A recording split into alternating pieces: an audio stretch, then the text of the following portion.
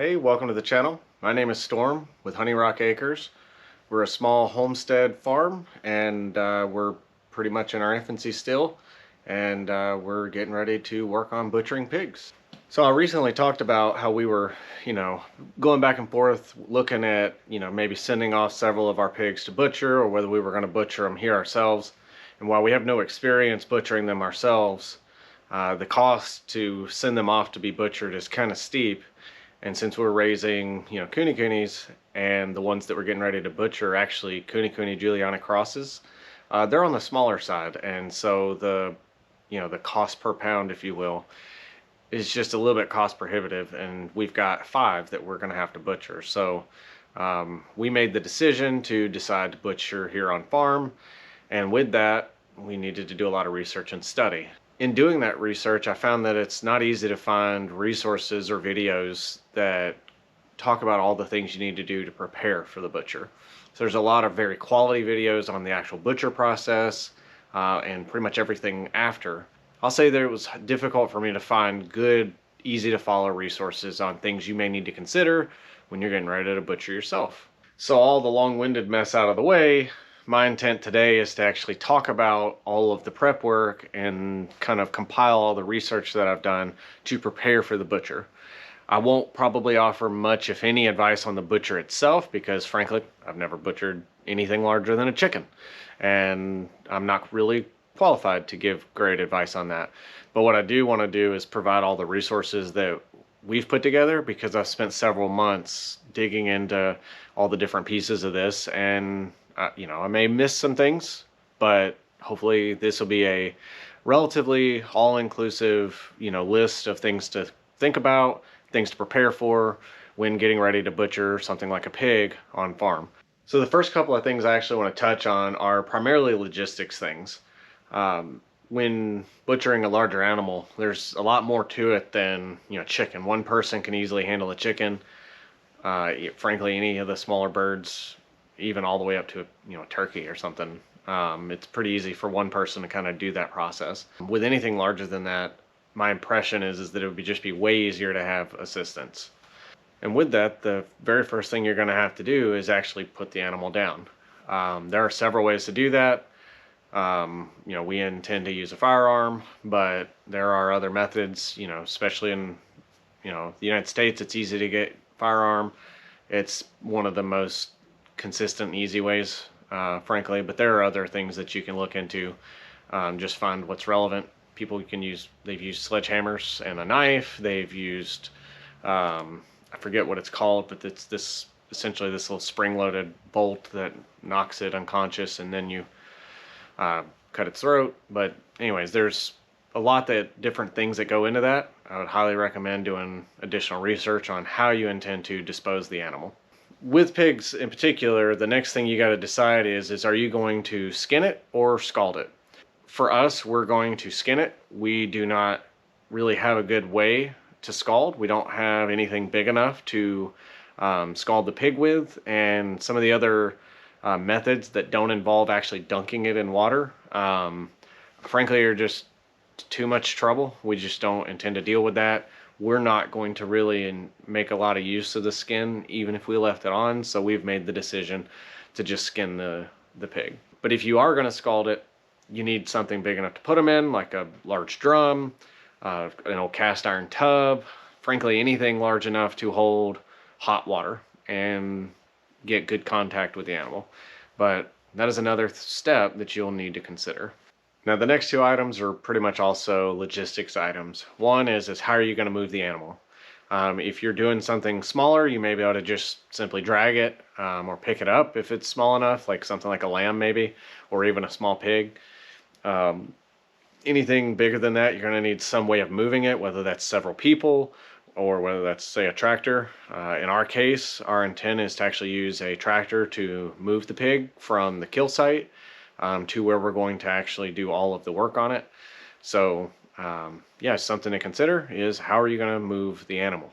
The other part of that is when you eviscerate an animal, there are going to be a lot of components that you're not potentially going to use or keep. In that scenario, you've got to figure out how to dispose of that. There are, again, several ways. There are facilities that will take it. You can bury it. You can feed it, to wildlife. Some people will, basically give it back to the coyotes. Some people feed it to their chickens. Whatever you decide to do, depending on the size of the animal, you're going to have a lot of additional entrails and other less desirables that you may need to dispose of. So consider ahead of time how you're going to do that before getting into it.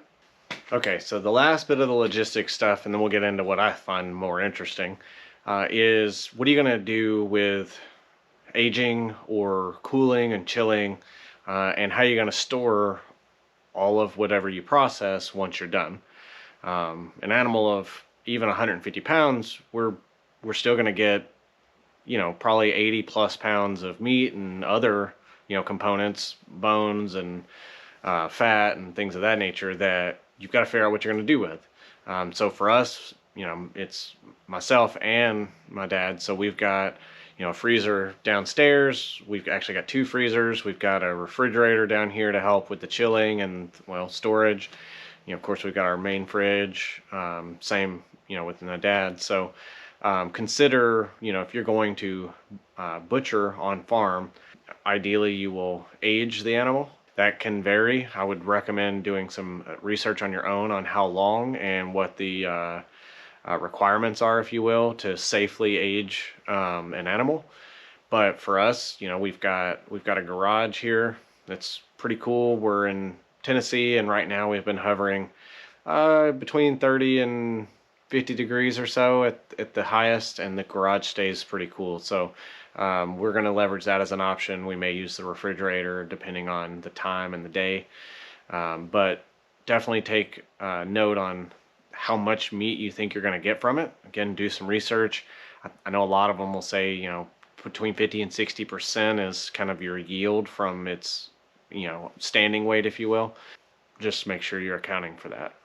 Sorry for being long-winded on all of this, but again, I find that some of this information and just kind of how to think through the process was kind of hard to lay out. So I hope that so far this has been helpful. And if it is, now we're going to actually get into some of the parts that I found the most interesting. The very first and foremost is, if you've not butchered something larger, I found that there are, frankly, a plethora of ways that you can both process down the animal into various cuts of meat, and then of course after that, whether or not you, how you prep it, how you cure it, what you do with it. There are a large variety of things that I, as an amateur, just didn't know. So something to kind of do a little research on is how you're going to break down the animal. What types of cuts or meats do you like? Do you want kind of more fatty stuff or less fatty stuff? Do you want, more bone-in stuff, or do you want more boneless stuff? Do you want more grounded? There's a lot of things to consider with that.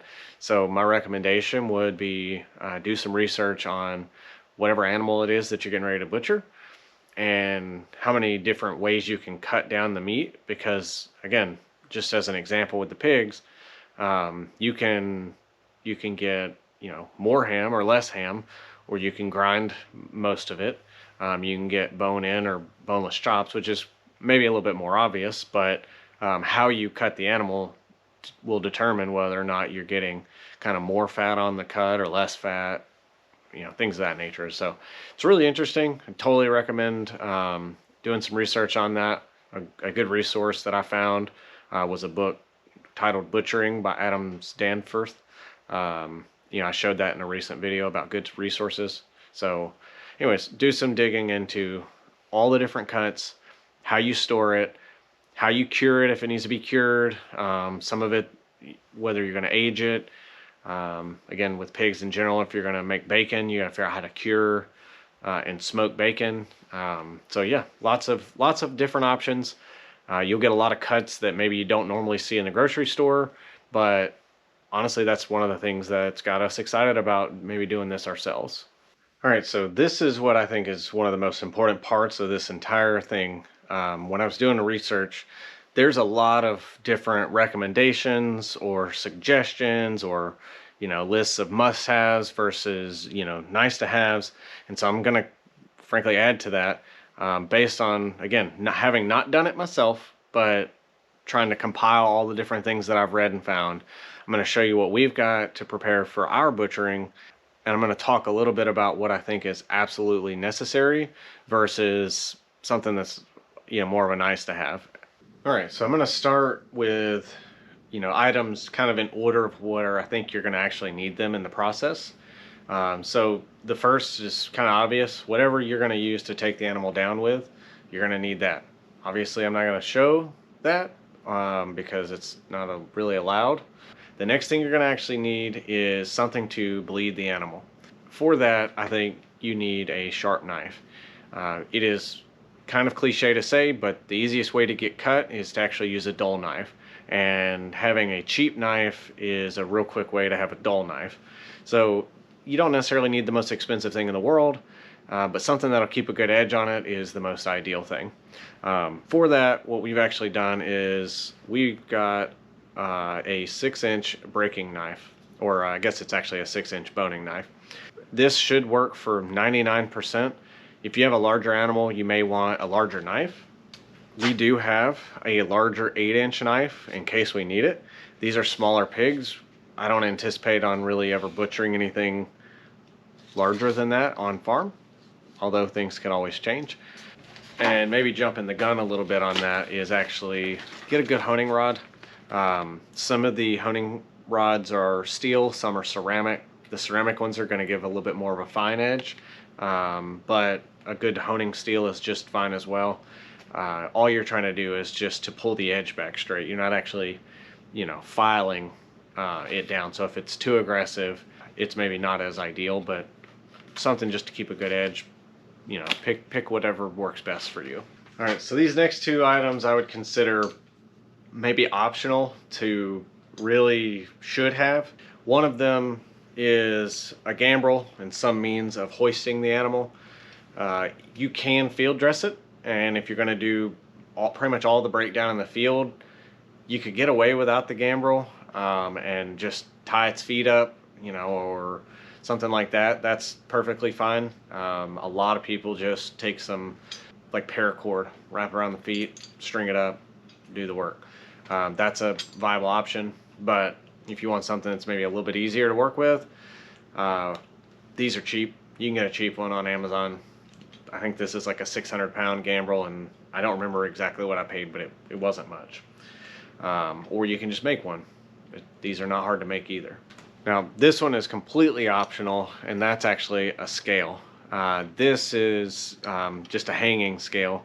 The reason that I'm doing this is I want to know what our starting weight is, what our finish weight is, because at some point I intend to try to raise these and offer out to other people.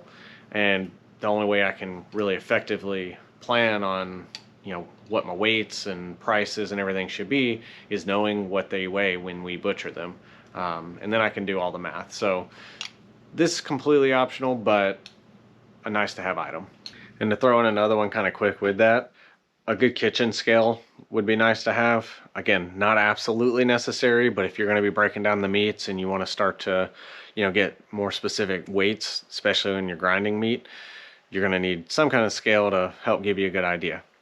All right, so this next item I consider an absolute necessity, just in the same way I do the knife, and that is a bone saw. You're going to need something that can cut through the bones. Now you can, cut them at joints and do a lot of the breakdown without one, but if you want certain cuts of meat, and of course in order to split the animal in half, in order to quarter it, you've got to go across certain bones. Having a good bone saw is an absolute necessity. I would also highly recommend having a spare blade. If you've ever used a saw like this, it's not uncommon to either bend or sometimes break a blade, or they do eventually get dull after a while, so having a spare on hand is good. Now, alternatively, if you wanted to get away with something just a little bit easier, you can get a saw just like this. It's just a bone saw from any kind of field dress kit. You can go to Walmart and get these usually. You can go to just about any store and get these. This is cheap. Also will be good for kind of getting into some of the smaller areas if you're trying to work around something.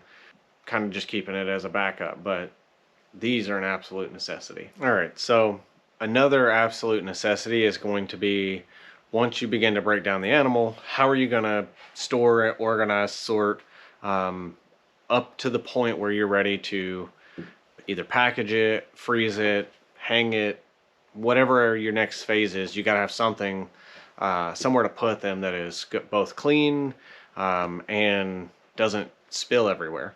Most people will actually recommend using something like these small plastic bussing tubs. You can get these in stainless. I found them in plastic. They're relatively inexpensive. You can get several of them. Based on what I'm seeing, I'd highly suggest you get a couple different sizes. We're starting with 2 different sizes. We've got a couple of these larger ones. And then we also, of course, have several of these smaller ones. All right, so another basically must have if you're going to freeze anything is actually going to be freezer paper and freezer tape. Now, you'll find that you can get just the regular like butcher paper, but there is a difference between, you know, some of the papers that you'd use to say smoked meat and the paper that's specifically for the freezer. Now you can freeze with either one. The benefit of the freezer paper is that it's got a wax coating on one side that will allow it to help shield it against like freezer burn and things of that nature. So it's not expensive. This wasn't a real expensive roll, 6.5 pounds. I'm gonna guess this will last us a while. And then 1 roll of freezer tape. Now another thing that you may consider doing, which we will also be doing, is actually vacuum sealing. So a lot of ours we will end up vacuum sealing. Some of it we won't. And we're gonna kind of make that determination as we go. Just depends on what it is, how big the cut is, and whether or not we can even get it into our vacuum sealer. All right, so the next thing is something I actually kind of touched on already a little bit, and that is you're gonna have a lot of different components that you're gonna cut down off of this animal. Some of those things you may already know what to do with, or you may not. I've never rendered lard, for example. I've done a lot of research at this point. I have a pretty good game plan for how we're gonna handle it. But part of that is knowing that I've got to cut away, you know, the fat. I've got to prep it in a certain way. Knowing that stuff ahead of time before you get through and start doing the butcher process is critical, because that may, 1, determine how you butcher, but 2, it'll also help you understand what pieces to save versus what pieces that maybe you just don't want to deal with. Some of this will be kind of more of a nice to have going forward. One of those things, and I'll say this is 100% a nice to have, that's a grinder. You can hand grind. You can even, frankly, use like a meat tenderizer and really mash it out if it's small enough and you've cut it fine enough. I've seen people do that. There are a variety of ways. So if you really, really couldn't afford it, you could get away with just a few hand tools and utensils. But if you can, pick up at least a cheap grinder. It's better than nothing. You're going to have a lot of trimmings and other things that if you don't have a grinder on, you're going to have to do a lot of that prep and stuff by hand.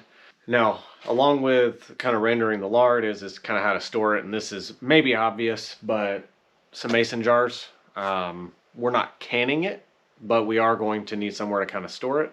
Mason jars make the most sense. Got the lids that you can mark on. You can write the date on it. All right, so another absolute nice to have, not a must have, but I found a good deal on it. That is a meat slicer. So obviously you can slice it by hand. If you've got a good knife, as I stated earlier, you could do all of it by hand. The reason I decided to get the slicer is because I found it as a good deal when looking and hunting for a grinder. So if you can, I think it'll be better. If you've ever spent a lot of time manually cutting, it can kind of get old. And if you're wanting to cut bacon and you want good consistent thickness, slicer is totally the way to go. But again, completely optional.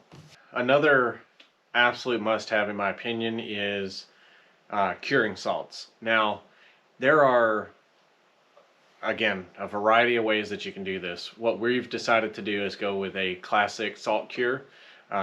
We intend to cure both the ham and the bacon. You can do that again in a lot of different ways. Some people use just salt, some people will brine it, some will use like a celery powder mixture, some will use nitrates. Uh, there are a variety of ways. Again, I would highly recommend doing research on it. The route we've chosen is just salt, just pure sea salt, and yeah, that's how we're going to cure both the bacon and the ham. I know I've been kind of long-winded here, but I do want to kind of step in and recap just the necessities, the things that I think you absolutely got to have. You've got to have your logistics ironed out. You got to know how you're going to move the animal, how you're going to put the animal down, what you're going to do with everything you get from the animal, whether it's stuff you're keeping or things you're not keeping. You got to have a good sharp knife. You've got to have storage options for after everything's broken down. Some kind of freezer paper or vacuum sealer or something to protect that with.